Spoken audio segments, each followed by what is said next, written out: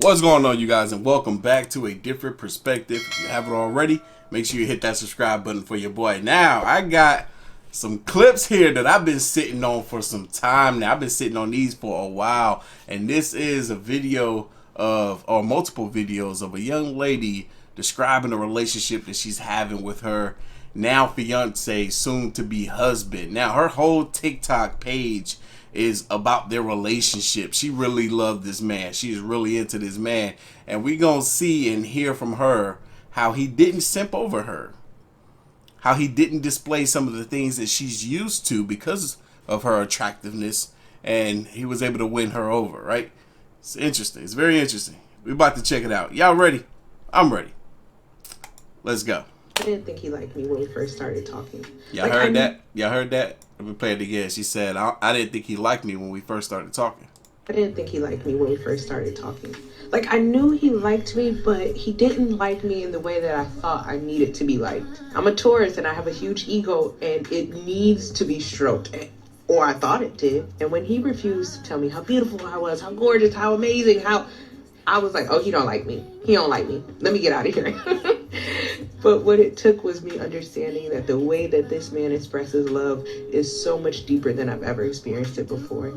It goes way deeper than words. It's pulling my chin hairs, cooking me dinner, teaching me how to snowboard, even though every single time I would cry on the mountain and get upset with him. So this is for all the men who show instead of tell. I'm so excited to be engaged and planning the rest of my life with the man that I truly love. So if you want to see how this process goes, follow. You're in for a great, positive ride. Let's do it. You know, it's funny. A lot of times women will try to keep their relationship off of social media.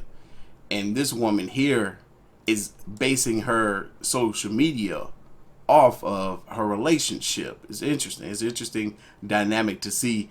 And you look at this guy and he's not like the most attractive guy. He's not the tallest guy.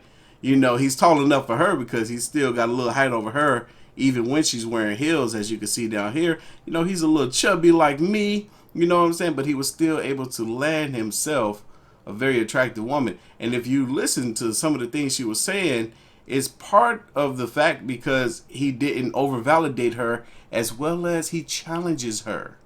He challenges her, and he's just living his life doing what he enjoys to do, and he brings her along for the ride. Fellas, it works that way. It works that way. It's exactly what I do when I'm dating. I go out and do the stuff that I want to do, and I ask a young lady, I'm like, hey, would you like to join me on this endeavor? And 9 times out of 10, they be excited because I like to do fun and interesting things, right? So let's check out this next clip. The most important thing I've learned in this relationship is how to listen to my partner and how to trust the words that he's saying. Big one. She said one of the most important things she learned in this relationship is how to listen to her partner and how to trust what he's saying. Now, fellas, you got to be someone that's worth listening to and trustworthy in order for women to want to follow your lead. I'm 31 now, and I've been through my fair share of relationships of just hearing men talk. Guys who could give a lot of great words, but not much execution. So when I met this man, I could clearly see that he was different. So instead of forcing him to become what I wanted him to be, which was a big talker, I decided to try to figure out why it was that I needed so much verbal, agreeance from him. It was mainly because I never had anyone do things for me. I just had people say they were going to do things or, tell me I was beautiful, but not really show me in the way that he has. So of course we've gotten better where he's become a bigger talker and I have learned to see the things that he's doing. For instance, I said I needed some deodorant, the kind without aluminum in it is the one I love, but more natural deodorant. Okay. Lately I've been using like the regular deodorant and I absolutely hate it. So I said it to him in passing and he gave me no clue that he actually heard me. And today in the mail, 3 packs of deodorant came for me. That was definitely him doing instead of just being a talker. I think that is considered to be acts of kindness. I think that's acts of kindness when it comes to love language. It's interesting because the way she talks you know, she's expressing her love language versus his love language, and how what she thought was her love language wasn't working out so well for her until she met a man who understands his love language enough, and he also displays the same things that's a part of how he loves to her, right? So it's almost like she's picking up on what his love language is and adapting to it. At the same time, you listen to her and she says, you know, I've had many of men say they'll do things for me and tell me how beautiful they was, but they never really made me feel as though I was beautiful, and they never really did any of the things that they say they would do. It speaks wonders to a female and to guys when we have things done for us and to us that either you say you're gonna do, or even if you don't even say it, you just do it. That's really expressing that you care about somebody, right? Now, in the moment of me saying that I needed the deodorant, the old me would have pressed him to be, you know, responsive in that moment. But instead, I'm learning that he does listen and he does take action. So that's how.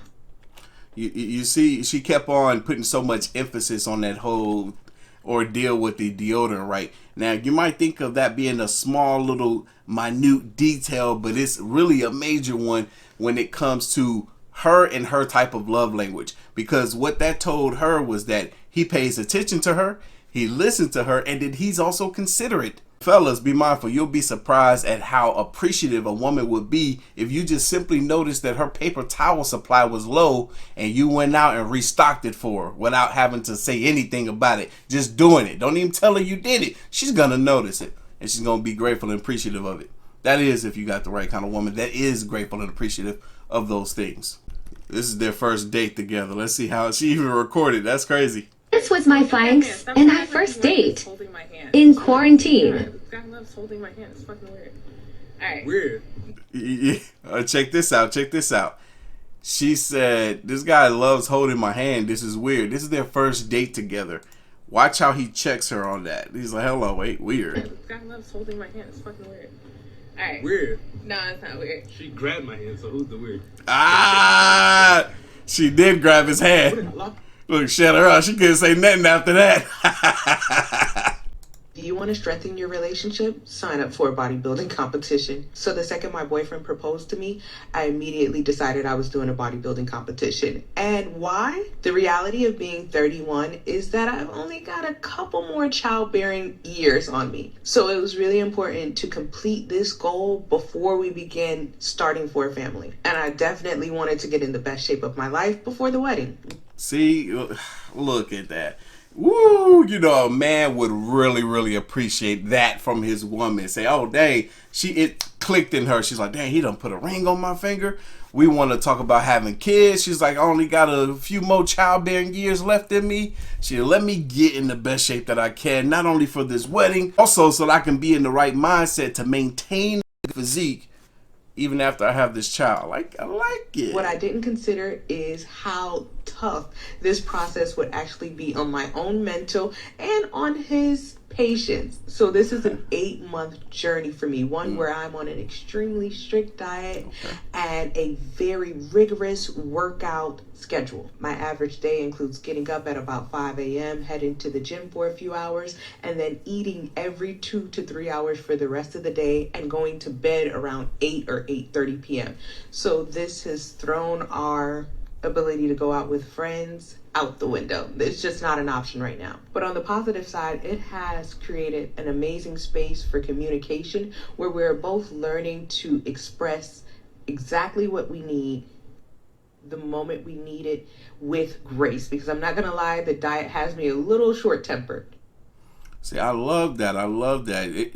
Putting herself in a position to be challenged, but with that challenge comes this newfound responsibility, as well as creating this dynamic to where her and her partner have to communicate what it is that they're feeling in any given time. I like this. Look, this is grown. This is grown folks moving here. That's the end of the video. Y'all know what time it is. You like this video, hit that like button, hit that subscribe button. Stay tuned for more. As always, you can follow your boy right here on the ground, man, Twitter at Artofkickz, and I'm going to catch you guys in the next one. See ya.